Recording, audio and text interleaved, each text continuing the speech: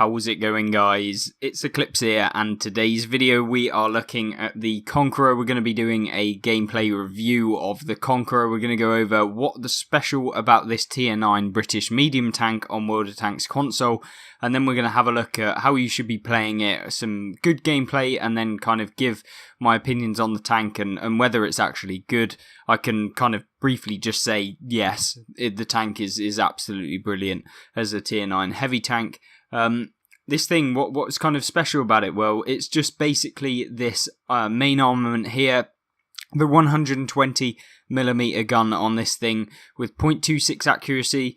If you put on some of the accuracy perks, if you've got things like gun stabilizer, which you will want on this tank just to increase the accuracy to a point where it just doesn't miss on the move. Then you want improved ventilation just to boost up every single little thing about the tank by 5%. So that includes basically anything that is in the tank. There's loads of tiny little minor buffs. There's plenty of things that you'll notice. So you see a slight increase in DPM as well, slight increases in accuracy and stuff like that from having the ventilation. You also want the advanced loader to increase the DPM of this tank to the best of your ability. That will mean that, you know, you're getting 10% more damage output, and it means that if you come up against similar tanks in this one, so your tier 9 heavy tanks like the E75, you can outtrade them. You can pretty much get 2 shots in for every 1 shot that they shoot towards you. So yeah, this tank can be fantastic when you're receiving 490 damage to deal 800 damage back to them. Obviously, you're going to be winning the engagement 9 times out of 10, so long as you don't bounce and if you aim correctly. One thing, just to note on top of that, not only do you have 259 penetration on your standard rounds, which is, let me not joke around about this, absolutely fantastic. That will basically go through the majority of tanks that you meet at tier 9. It will pretty much go through every single tier 10 as well. So long as you're aiming at the weak spots, you're not going to have any problems with penetration with this top gun on the tank. It should be noted, however, if you decide to load some premium ammunition in this thing, you get an extra 67 penetration, going up to 326mm, which is more than enough to be able to go through the front of any heavy tank, really, at the tier. And it means you can go through things like the E100 turret if it's flat, very, very easily. This tank is basically reliant on its gun and also the turret of the tank as well.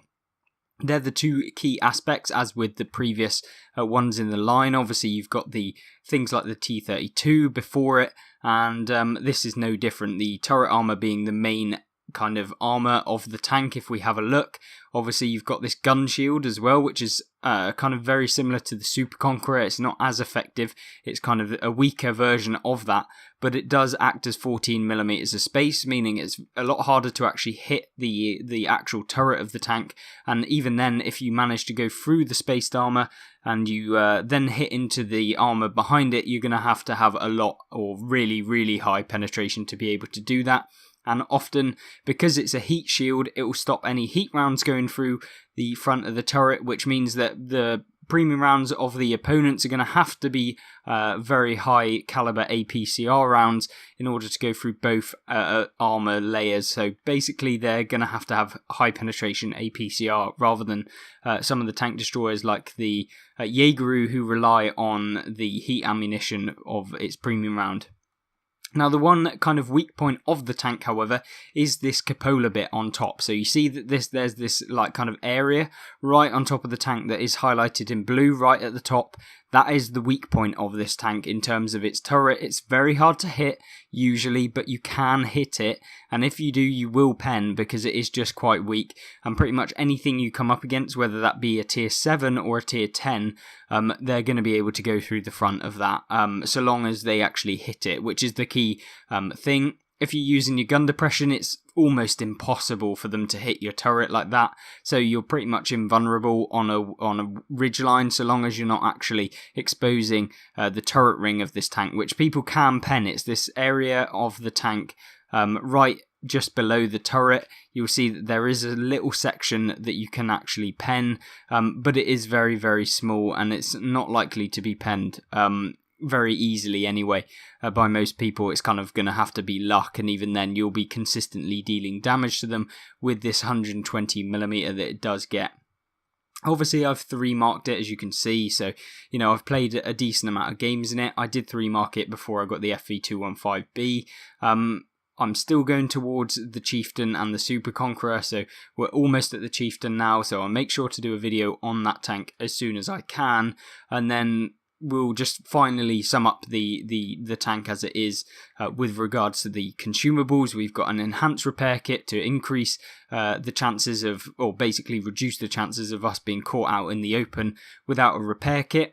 We've also got a small med kit, although you could go with a big med kit, depends on what your main aim with the tank is. I'm just saving a little bit of credits because I think that the enhanced med kit is not that useful. I don't tend to get knocked out crew members more than once a game, since it's a little less often than when you'll need a repair kit. And then finally the enhanced rations, which is almost a must on pretty much any tank. Don't carry the fire extinguisher, but you could if you really wanted to, so it's up to you what you decide with regards to that. So make your mind up and have a go with whatever consumables you feel best in. Obviously this is the optimal setup, so if you don't have enough money, then obviously you'll be using the non-premium consumables to save a little bit of cash every game.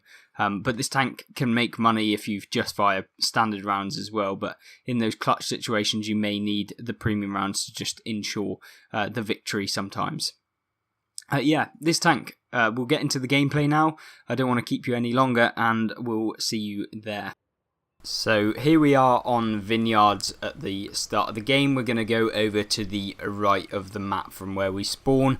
That's in the northern side of the map. That generally tends to be the area that I'll take my tanks in on this map, just because it's got that room for maneuverability, and I like to decide what I'm going to do during like halfway through the map. It gives me time to be able to move across the map and decide what I'm going to do, and that's kind of the key thing you want to do in the Conqueror. Obviously you've got the speed and you've got the mobility, not lacking, but it needs to be in a position where you can move across the map. It's not the fastest tank, it can go 35 kilometers an hour kind of on average in this thing, and that's enough to be able to put yourself in a good position so long as you start early enough and you do that relatively quickly as and when you need to. Obviously you can see here the Scorpion did manage to just hit our turret there, which means that we did bounce his round, so that's always good, but it was kind of lucky that actually if he'd managed to hit anywhere on a hull of the tank, which is super weak on this thing, they'll pretty much go through it every single time. Upper plate can bounce a few things if you angle, but you're not likely to be able to bounce very many in this tank, and you can see you've kind of got to make up for it by hitting every time with the gun, which is something that it generally does every time, as we manage to track and pen the Goranich there blind. And so we're going to keep firing. Obviously if he's still there, that's good. If he's not, then not particularly great for us. But we do see that the Skoda's kind of throwing himself away. Don't know why. That is something you should never do in an autoloader, just YOLO in at the start of the game. Autoloaders always become more powerful as you go on in the match, so that's something you really should avoid doing. If you're playing in your autoloaders, don't feel like you're having a terrible game if it's like, halfway through and you've only done 1,000 damage. That's not an awful game. It's no time to start throwing yourself away, because at the end of the game is when you can pick up the mad amounts of damage where you single out your opponents. So don't do what that Skoda did and just throw yourself away at the beginning of the game. Obviously we're kind of being quite passive here now in terms of being a heavy tank. I mean, it's not particularly the best map for being aggressive over on this northern side of the map. You can on the left, but I generally don't really like going into the town, because often if you progress that way, you tend to get hit in the side, and you can have some really bad games where people are just hitting you from where we are basically, but on the opposite side of the map. So that's something I really don't want to do, and something that you've got to think about when you're playing in your game. We do manage to shut down the Brazil there. Obviously you have to aim pretty well in this thing, and that's where this thing kind of, why I probably like this tank quite so much is because if you aim properly and you aim right, then 9 times out of 10 this thing hits. Obviously if you don't aim correctly every single time, it's not going to hit every single time, but more than likely if you play it right, then you'll be able to have some fantastic games. Obviously you can see we've picked up like 3,000 damage. Unfortunately, because Wargaming's things, the overlay for the XP actually goes over the actual damage that we do, but we have picked up 2,800 damage, make that 3,200. And a little bit of assistance. Unfortunately, Goranich managed to actually clip us there, which is a bit annoying.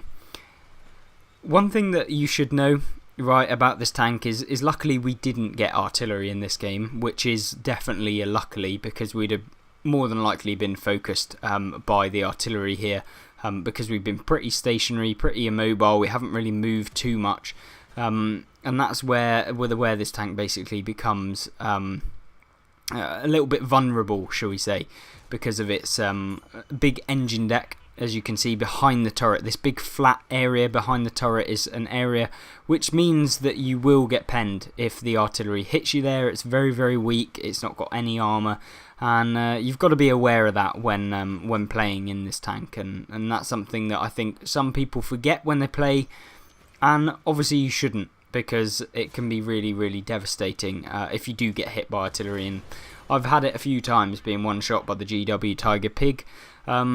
But yeah, so keep an eye on that if you do decide to play this tank, and it is a really good tech tree tank for sure. It's definitely one of the better tier 9 heavies, if not the best tier 9 heavy, just because of the armament that this gets, the 120mm. As you can see, swinging around, and we do manage to plough around into that medium tank, the Comet. I did actually really enjoy the Comet. That's another British tank that people kind of forget about, and that is actually fantastic to play. It's just got that DPM, and if you put yourself in the right position, as with most tanks, you can do really, really well in it. I think now it's kind of that time where I should probably start moving, because right now I'm just kind of camping. I mean, I have been all game, and I guess that's kind of a negative of my playstyle here. Obviously, we get hit by that Waffle Panzer IV, which is annoying. But we do try and put a round into him, but that one went absolutely nowhere. But yeah, we have managed to pick up 5,400 damage, and you see, it's not been a hard game. We've literally come to this hill, we've dominated all around it, and made sure that we've put obstacles so that people limit the amount of shots that we can take. Obviously, we got, if in an ideal world we wouldn't have taken the 2 Waffle Panzer IV hits, as we've lost the majority of our hit points to, but it doesn't matter too much, and we are going to snipe the Waffle Panzer IV here. Absolutely disgusting that is. Definitely such good accuracy on this thing, and yeah, we could have got the last hit on the E75 if we aimed it properly, but I don't think that we are going to get that last bit of damage before the game ends. We managed to pick up 5,800 damage, just about, a little bit of assistance of 900 damage, just under. So yeah, a decent game in the Conqueror, not a fantastic one. 5 kills, we did manage to pick up 143 assistance even, so we did manage to pick up just under 6,300 combined. Decent amount of XP, nothing spectacular, really, really decent game, and certainly one I've enjoyed anyway. Hopefully you guys did enjoy this first gameplay. We'll move on to the second one and talk a little bit more about the sort of playstyle you want to be using the Conqueror. And the final gameplay is here on Desfall. This is one of the new maps, obviously, that came in like, 2 weeks ago, I think it was, with the big Modern Tanks update. Obviously, it was part of like the 3 or 4 new maps that we got: Desfall, Kalbang, we got the Mannheim, and I think we got one more. Can't quite remember it off the top of my head. I'm sure you guys will let me know in the comment section down below. Now, with regards to how we actually play in this game, we actually use the Conqueror just exactly how it's needed to be played on a map like this. Obviously, we've got lots of cover, we've got plenty of areas that we can go hold down, which is where the focus of the Conqueror comes down to. You need to get into hold down positions where the opponents will find it very, very difficult to be able to dig you out. Obviously, artillery is a key thing within the game that is like kind of your key nemesis, I'd guess, with regards to just taking you out of the game. But that is with any tank class, and certainly the Conqueror is one that can do very, very well, as we did manage to get hit somehow by someone. But we are just farming this Leopard, we are just tracking him down, and you see the artillery round coming flying in, and we move back out of the way of that one. And we shut down the Leopard very, very quickly and very easily at the start of the game. We got a bit of damage there, I think 800, something like that. So it's not a bad start to the game, and we've only taken one hit in return. Obviously, if we get into a hold down position, we're going to be dominant, and that's where this position here on this map variant is where it can be really, really beneficial. And you see that the enemy Conqueror is there. Obviously, we should probably think about pulling back, or at least getting into some sort of cover before we push up. But you can see me putting one more into the Conqueror there before we decide to do that. Now, obviously, the Conqueror can be pretty aggressive considering the speed that the tank can go, and also the accuracy that the tank has. It means that, you know, you don't have to have this kind of passive heavy tank playstyle, because a lot of the time in heavy tanks, if you're on the move or you're trying to dish out damage whilst moving, you do find that you end up not being able to hit anyone, and that you get caught out, whereas this thing can actually hit on the move, and you can actually push out damage in areas of the map that you may not have thought you could have done whilst on the move. Now, I'm not saying that you should shoot on the move all of the time, because obviously that would be a mistake. You don't want to be shooting on the move all the time, and that is certainly something I do want to clarify. And making a play like I'm playing right now is also something that you necessarily shouldn't do. Opening up yourself into an open area of the map is not always best in tank, which focus on being hold down, but we are going to try and relocate back to defend the base, because obviously none of our team are really over there, and we're going to have to do something about trying to dig out the opponents from the cap circle. I do not want to lose to cap again. I've lost plenty of times to cap, and our teammates seem to not be that bothered. They're more interested in actually attacking the enemy's cap. So, you know, it's always good for us. It means that there's plenty of damage that we can get within this game, and plenty of tanks that we can fight, I guess. So obviously this is a bit of a risky situation at the minute. We're kind of out in the open. We've got to push up and use our advantage of or our map knowledge to be able to get up into position before the enemies actually advance through to our flank, and making sure that we don't get outflanked by those light tanks, which could be really, really devastating if they manage to get our sides. Whether they do or not will be up to your kind of judgment in the minute, but you see the Vanguard there is moving up, and yes, that tank is very dangerous. But what we are going to do is just try and focus and make people go back. He's obviously already gotten around us, which is not good. We are trying to get a shot onto him, but unfortunately I think the server lag there probably didn't help us. So, you know, we're going to have to deal with the LTTB. Obviously the LTTB thinks we're going one way, we're going to hit him with another. We rammed him, which means that he's going to be on even less health. And then we're just going to try and finish him off to the best of our ability. I think that the Vanguard actually ran out of his ammo whilst he was fighting. Obviously he's fired all of his shots into us. The LTTB actually bounced there, and we're going to finish him off. Now we need to focus on that Vanguard, because he is the biggest problem. He's the biggest threat kind of at the minute. He's moved away, but he is coming back now. I have spotted him on the radar, and we're trying to get into some sort of area of cover. We are aiming at this guy.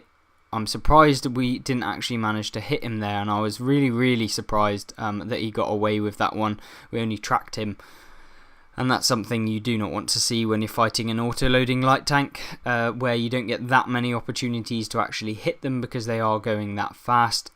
Obviously here you'll see we're trying to free aim and we miss again, which is leaving us in more of a clutch situation. Unfortunately for him, we're not completely a bot, which means that we are facing our frontal armour towards the light tank at all times. And and now he's trying to run after he's realised he's messed that one up royally as we shut him down there. We've kind of defended the cap circle quite well at the moment. We're going to put pressure on the rest of the team and try and win the game, because it's not in our favour at the minute. We're not really having particularly in a great game. My platoon mate there in the Type 5 Heavy, obviously the slowest, well, one of the slowest tanks in the game, really doesn't shift very easily. So we're going to have to try and support him. Obviously if he gets outflanked by a medium tank, it's not going to be particularly very fun for him. And that's where the whole traverse speed, as you saw a second ago, with regards to the light tanks, we can actually turn our hull very, very quickly in the Conqueror, and that's something. Keeping your frontal armour towards every opponent is obviously the aim. Sometimes it's not possible when you've got multiple enemies shooting you all at once, but trying to optimise your armour setup in every single way is obviously what you want to be doing. And aiming at the side of super heavies is always a nice feeling. Especially when you're in a clutch situation. It's now 4v4. We've got one artillery on their team, so technically, realistically, it should be ours for the taking, to be honest. Hopefully, if we don't play this wrong, we'll be able to do alright, and we're going to push up now to try and spot. Obviously, Type 5 or Type 4 is not particularly great at spotting, being the super heavy that it is. Obviously, we've picked up a decent amount of damage. It's not particularly an amazing game, I'm not going to lie. 4k damage in the Conqueror is nothing to sniff at, but it certainly isn't a game that you wouldn't see on a regular basis. Like, I'd say 4k is a pretty average game for me personally in the Conqueror. I'd say it's a good game. Having those 6k damage, 7k damage games, or 5k with assistance is what you really want in order to get those marks of excellence. I'm averaging like 96% constantly on my marks of excellence in this tank, so I guess I'm doing something right anyway. So making sure that you get the assistance damage is key if you want to stay up at the top of those percentages. And if you want to get the third mark, obviously doing that will ensure like the best and easiest route, I guess, for you to be able to do that. You see this position here, we are actually able to hit the 50 TP, which I don't think he was expecting, and I certainly wasn't expecting to be able to actually hit him there. At this point, decide to move up, because if he decides he's not going to go in the right kind of area, then we're not going to get any more damage in the game, and if I'm not helping the light tank, it could actually end up with us losing the game, so it's kind of a bit risky, I guess. A little bit anyway, not particularly too risky, but if we do get hit by one of those heavy tanks, then it could be curtains for us, and certainly want to get rid of the artillery to make sure that we don't get derped out of the game and end up losing somehow. Now, you know, we've managed to block 1600 damage, which isn't actually bad. It's not the best game in terms of block damage. I did have a really good one on steps that I was going to showcase, but I just didn't have that good of a game, because the whole team basically went the other way, and it was just me versus like 7 tanks all at once that were just harassing me, and I did manage to block like 5k damage off the turret, but I only managed to pick up 3,500 actual damage, so it wasn't particularly that thrilling, but it did showcase that armor layout. But I don't think I'm going to put it on the channel, just because you probably want to see some higher damage games and the sort of things you need to be doing in these tanks. Obviously, you saw there going for the tracking shot on the Type 4, which is what you want to do, obviously, if you can. We did load the premium rounds there, and we have been for a while, just because we can, and we've actually ran out of standard ammo. For those of you who don't know, you want to be loading that premium ammunition as and when you need it. You don't really want to be loading it for everything, because it does get costly. But if you have games like this, you do make your money back. So we managed to pick up 6,236 damage, managed to pick up a decent amount of blocked, we got the mastery badge, we got 5 destroyed enemies, you know, decent amount of damage, and it's not certainly the best game, but it was a good enough one to feature on the channel and show you just how the Conqueror can actually work. And if you want to actually decide to pick up this tank, obviously these are just my opinions. Obviously the perks and the equipment and the consumables can change depending on how you're feeling, but overall I think that this would be a generally good setup for those of you who want to have a go. If you want to check out any other content, obviously the end of the video is coming up, then there will be videos on screen as with regards to different various tanks, tank reviews and replays. And if you want to have a look at any of the World of Tanks update news, there will also be a playlist for that. That just goes over anything that's happening within this current week and any news that you might want to have a look at. Other than that, guys, I hope you have a really fantastic rest of your day, and I hope that you'll join me back for the next episode of the tank review series, and I hope to see you there. Goodbye.